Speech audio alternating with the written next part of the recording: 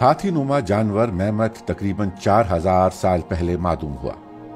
زیبرے سے مماثلت رکھنے والا کواگا نامی یہ جانور بھی طویل عرصہ ہوا اپنا وجود کھو چکا ہے۔ یہی حال ہوا تسمانیائی بھیڑیے کا بھی۔ یہ جانور کہاں رہتے تھے، اور سب سے بڑھ کر یہ کہ یہ انواع کیوں ختم ہو گئیں؟ کیمبرج کے زوالوجی میوزیم میں 1 ماہ تک آپ یہ سوالات بذات خود ان جانوروں کے ڈھانچوں سے پوچھ سکتے تھے، جیسا اڑنے سے قاصر ڈوڈو نامی اس پرندے کے ساتھ کیا بنی؟ آپ کیسے معدوم ہوئے؟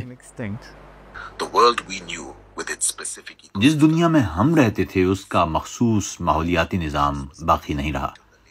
موریشس میں زندگی نہایت خوشگوار تھی، تاہم 1500 کی دہائی کے اواخر میں انسان یہاں آیا اور ہمارے لیے سازگار ماحول تباہ ہو گیا۔ یہ گفتگو مصنوعی ذہانت کی مدد سے ممکن ہوئی۔ یہاں آنے والا کوئی بھی شخص ایک ایپ کے ذریعے اپنے سوالات کے درست جوابات حاصل کر سکتا تھا۔ اس ایپ کی بدولت کچھ بھی پوچھا جا سکتا ہے۔ کسی جانور اور کسی نمونے کے ساتھ حقیقی گفتگو ممکن ہے۔ یہ تجربہ بالکل مختلف احساس دیتا ہے اور گفتگو حقیقی معلوم ہوتی ہے۔ کہا جا سکتا ہے کہ مصنوعی ذہانت کی بدولت مردہ ڈھانچوں کو آواز مل گئی ہے۔ سادہ حقائق کے بجائے قربت اور جذبات کا احساس پیدا کرنا یہی تھا اس تجربے کا مقصد، اور ساتھ ہی ہلکا پھلکا مزاح بھی۔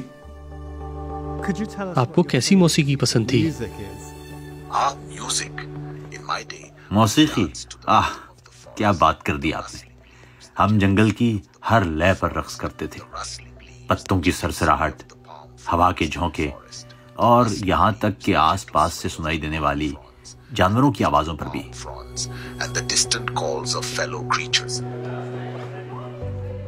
ایک ماہ کے آزمائشی منصوبے کے دوران آپ 13 مختلف انواع سے گفتگو کر سکتے تھے، جن میں کچھ ایسی بھی ہیں جو ابھی تک معلوم نہیں ہوئی، جیسے فن ویل یا ایک کاکروچ۔ اور جانور سوال کرنے والے کے پس منظر کے مطابق اپنا انداز بھی ڈھالتے تھے۔ لوگ جانور کو بتا سکتے ہیں کہ وہ کس عمر کے ہیں، تو یہ بھی اسی مناسبت سے جواب دیتا ہے۔ یہ انواع 20 مختلف زبانوں میں بات کر سکتی ہیں۔ آپ سوال پوچھ سکتے ہیں، چاہے تحریری شکل میں ہو یا آواز کے ذریعے۔ اس آزمائشی منصوبے کے ختم ہونے کے بعد اب اس کا جائزہ لیا جا رہا ہے، مگر ایک بات پہلے ہی واضح ہو چکی ہے کہ مصنوعی ذہانت جانوروں اور ان کے مسکن کو بہتر طور پر سمجھنے میں اہم کردار ادا کر سکتی ہے۔